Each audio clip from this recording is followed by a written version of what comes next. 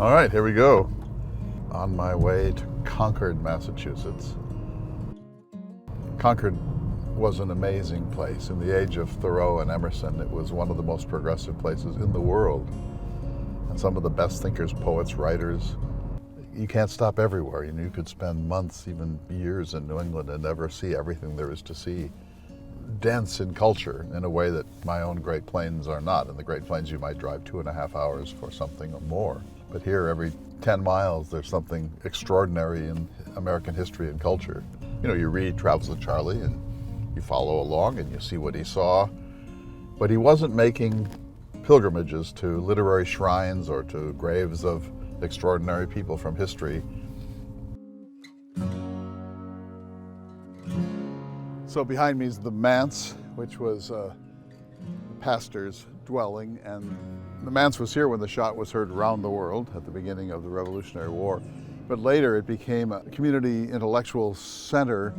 People lived here. Emerson wrote his famous essay, Nature, here, and Nathaniel Hawthorne lived here, and he wrote a series of stories called Mosses from the Old Manse. Thoreau was here, of course. The Alcotts were here.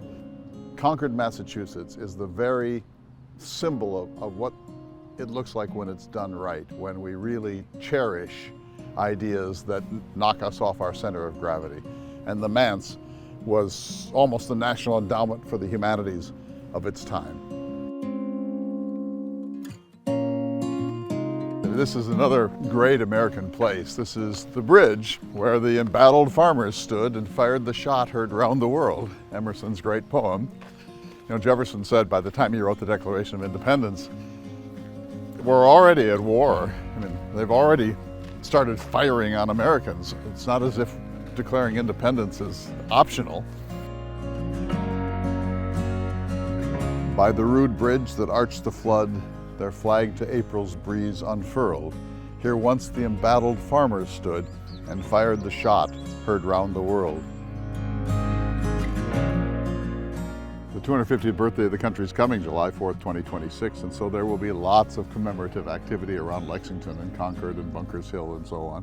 Ken Burns is making a multi-part history or treatment of the Revolutionary War, of the American Revolution. This is one of the chief locations of the beginnings of what became the American Revolution. What a fabulous morning in Concord, Massachusetts, one of the most historic and cultural places in America. It's time to get on the road. I've got miles to go before I sleep and promises to keep, and it's about John Steinbeck today. We'll see you down the road.